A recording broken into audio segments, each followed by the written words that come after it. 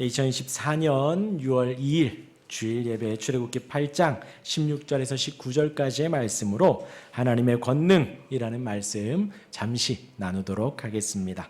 출애굽기 강해를 하고 있습니다. 지난주에는 개구리 재앙을 말씀드렸지요. 여태까지 하나님께서 나일강에서 개구리가 넘어오지 못하도록 막아주고 있다 말씀을 드렸습니다. 그런데 하나님이 허락하시자 개구리들이 나일강을 넘어 들어오게 되고 온 길에 온 왕궁에 심지어 주방에까지 그릇에까지 가득하게 되었습니다. 우리가 기억해야 된다 했지요. 하나님께서 지켜주셔야 합니다. 하나님께서 인도해 주셔야 합니다. 오늘도 하나님이 우리에게 생명 주시고 은혜 주셔서 이 자리에 있는 줄 믿습니다. 또한 개구리 당시에 다산을 상징한다 했습니다. 다산. 어제 다산중학교에 다녀왔는데요. 다산. 그들이 그 개구리상을 만들어 침상 머리맡에 두고 잠을 자며 많이 낳게 해달라고 빌었다 해요. 그렇게 귀한 우상 단지가 이제는 혐오의 대상이 되었습니다. 제발 없어졌으면 하는, 빨리 좀 사라졌으면 하는 아주 증오의 대상이 되어버렸지요. 하나님은 그 개구리로 애굽의 왕과 군대 모든 국민들을 공격하였습니다. 힘들게 했습니다. 그래서 말씀드렸습니다. 하나님이 오늘도 저와 여러분들 우리를 지켜주고 계십니다. 오늘 이어서 하나님이 티끌로 이를 만드시는 공격을 또 하셔요. 두 가지를 말씀드릴 텐데요. 첫 번째는 하나님의 권능은 티끌, 먼지입니다.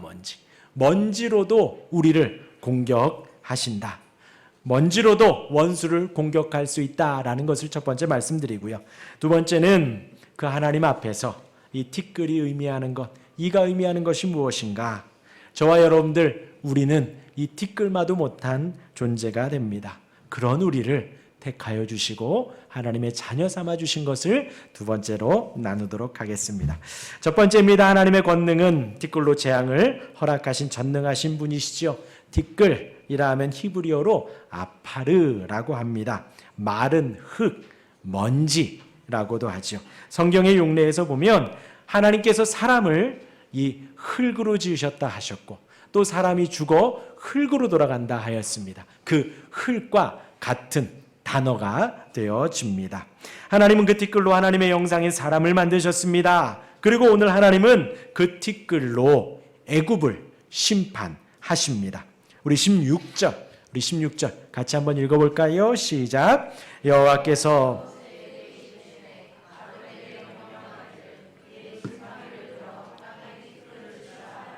그것이 애굽 온 땅에서 이가 되리라. 하나님께서 지난주 개구리뿐만 아니라 이제 티끌로 먼지로도 애굽을 괴롭히고 계십니다.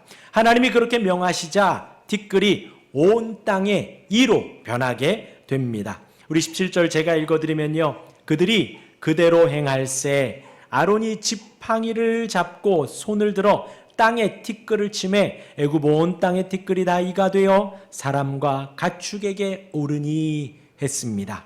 하나님의 권능이 너무 멋지고 모세와 아론의 시각에서 볼 때에 매우 통쾌한 역전의 장면입니다. 지팡이로 먼지를 내니 그 먼지들이 이로 변한 것입니다. 하루살이라고도 하고 모기라고도 하고요. 또 우리 저까지도 경험을 해봤습니다. 이 아시나요? 이 저도 초등학교 1학년 때까지 머리에 있었던 기억이 납니다. 그래서 찬빗으로 어머니께서 빗어주시고 빗어도 안 없어지니 1학년 여름방학 때 머리를 빡빡 밀었던 기억이 납니다. 그 이를 말하기도 하는 거예요. 모기를 말하기도 하고 하루살이를 말하기도 한다는 거죠. 먼지가 우리가 그렇게 싫어하고 우리의 피를 빨아먹는 그 작은 곤충으로 변했다라는 것이지요.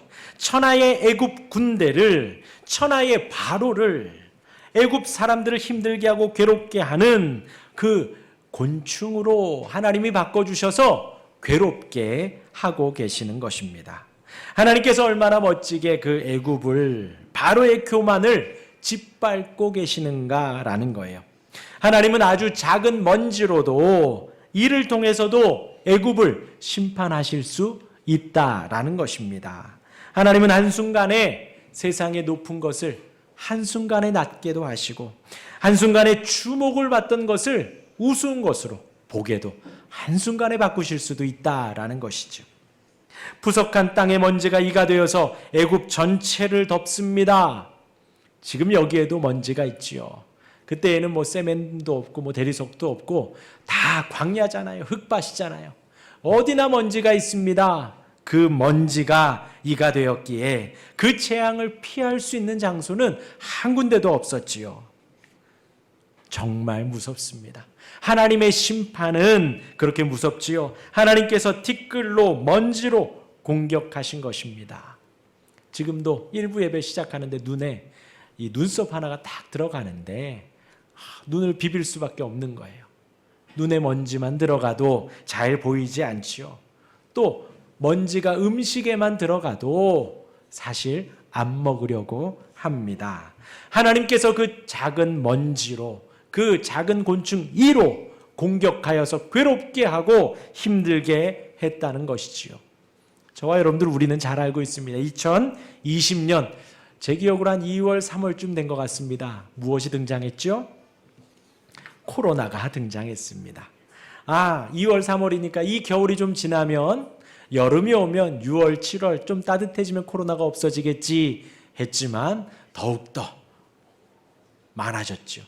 그러면 겨울이 되면 이 해가 지나면 아니죠. 더욱더 가득했었습니다. 코로나 팬데믹이라고도 합니다. 그나마 티끌 먼지는 우리 눈에 보이지만 이 바이러스는 눈에 보이지도 않지요. 하지만 하나님께서 허락하시니 단순 감기 같은데 폐렴 같은데 시간이 지나면 좀 나을 것 같은데 그것이 아니었습니다. 우리의 일상이 무너졌고 눈에 보이지도 않는 바이러스가 우리를 괴롭게 하고 힘들게 했었지요. 항상 모였던, 항상 만나 밥 먹고 식사하고 웃고 떠들었던 그것이 그리울 정도였지요. 기억하실지 모르지만 코로나 추적할 때에 어떤 양성 받은 사람이 카페 한 구석에서 차 한 잔 마시고 나왔는데 거기가 에어컨 앞이었다 하죠. 에어컨 바람 타고 그 층에 있던 모든 사람들이 양성 반응을 얻었다고도 하고요. 또 반대의 경우도 있었습니다. 한 물류 창고에서 모두가 다 막 양성 반응 나왔는데 마스크를 쓰고 일을 했던 한 사람만 또 걸리지 않았다라는 일들도 있었지요. 하나님이 허락하시면 눈에 보이는 티끌을 통해서도 심판하시고 눈에 보이지 않는 바이러스를 통해서도 우리를 힘들고 어렵게 하실 수 있다라는 것입니다. 그것이 바로 하나님의 권능이지요. 하나님의 힘입니다. 하나님의 전능하심입니다. 그 하나님을 바라시길 바랍니다. 그리고 이 두 번째로 하나님께서 티끌, 이로 공격하심이 우리에게 어떤 의미가 있을까요? 위에 말씀드린 대로 하나님이 최첨단 무기로 공격하지 않았습니다. 최첨단 무기로 공격하지 않았어요. 어떤 어마어마한 군대가 바로를 애굽을 공격한 것도 아닙니다. 아주 작은 이였어요. 먼지였어요. 그럼에도 바로는 무릎을 꿇지 않았습니다. 여전히 하나님을 대적했고 여전히 고개를 뻗쩍이 들고 버티고 있었지요.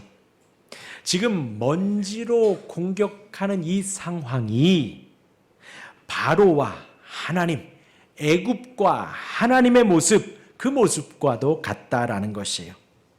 애굽 군대가 먼지와 이에 괴로움을 당하죠. 애굽 군대와 바로가 지금 대적하는 그분이 전능하시고 크신 하나님이시라는 것입니다.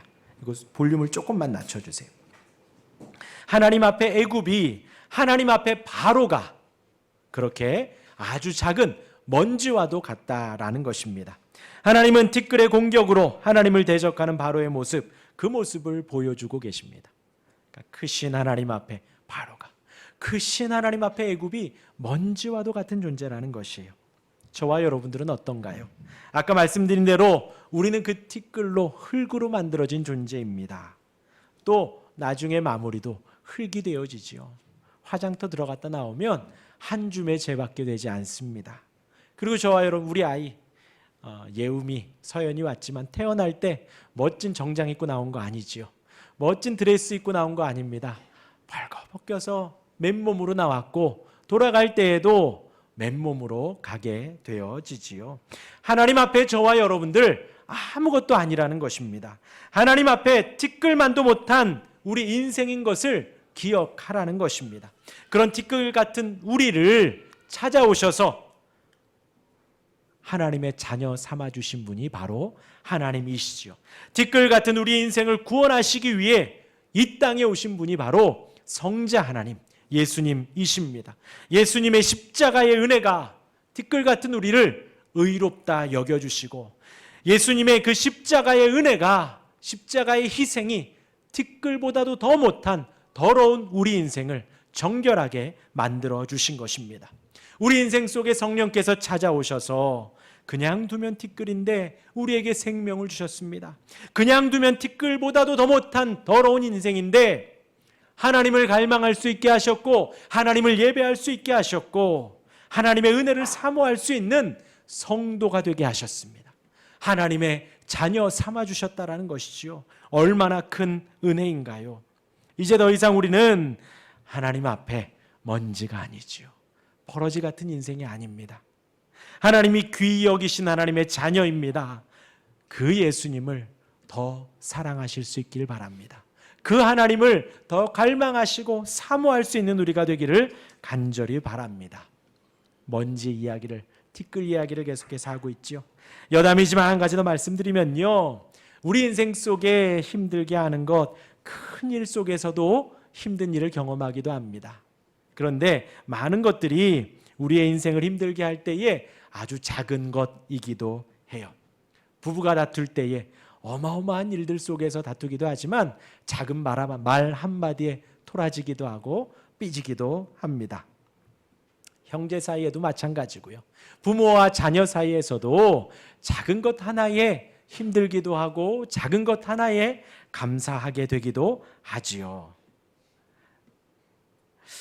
그러니까 우리를 힘들게 하는 것이 큰 것이기보다는 작은 것이기도 하고요. 우리를 또 힘나게 하는 것이 큰 것이기도 하지만 또 작은 것 한 걸음 한 걸음에서 힘이 나기도 합니다. 한 군인이 강연을 하는데 이런 말을 해요. 본인은 하루 과업을 시작할 때에 침상 정리를 항상 깔끔하게 하고 나온대요. 자고 일어난 자리를 군인이니까 각 잡게 딱 해놓고 하루를 시작한답니다. 그럴 때에 하루를 마감하고 집에 오면 그 깔끔한 침상이 자기에게 편안함을 주기도 하고요. 근데 그날 하루 작전을 실패하고 힘든 일 있고 어려운 일이 있을 때에도 집에 딱 돌아왔을 때에 내가 작전은 실패했지만 오늘 이 침상은 정리했구나 하는 작은 성취감을 준다고 합니다. 그 작은 일이요. 또 김미경 강사 잘 아시죠?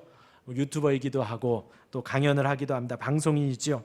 그 사람은 힘든 일이 있을 때 물질적이로든 정신적이로든 힘든 일이 있을 때에는 그 다음날 새벽 일찍 일어난다고 그래요. 새벽 일찍 일어나서 독서를 하고 공부를 한답니다. 글 하나하나 읽어가면서 지금의 힘든 일을 조금씩 버텨간다 해요. 그렇게 독서하며 공부하는 것이 그 사람에게 또 작은 힘을 준다고 합니다. 그럼 저와 여러분들, 우리 신앙인들, 우리 기독교인들, 하나님을 섬기는 우리에게는 무엇이 힘이 될까요? 저는 말씀드리기를 이 주일 예배부터라고 말씀을 드립니다. 지난 한 주 힘겹게 살아오셨지요. 그리고 또 자고 일어나면 또 한 주가 시작이 됩니다. 그 한 주를 시작하는 가운데에 오늘의 이 주일 예배가 지난 한 주를 깨끗하게 털고 일어날 수 있는 힘이 되기를 바라고, 또 앞으로 살아갈 한 주를 힘있게 살아갈 수 있는 그 시작이 될 것입니다. 그래서 말씀드리지요. 주일 예배 언제 오시라고요? 10분 전에 오셔서 기도하며 준비하고 그렇게 예배에 승리할 수 있기를 바랍니다. 또 제가 빈손으로 오라 말씀드렸지요. 집에 있는 금덩이 들고 오라 말씀드렸지요. 아닙니다. 책상 위에 있는 여러분들 서재에 꽂혀 있는 성경 찬송을 들고 와 보시기를 바랍니다.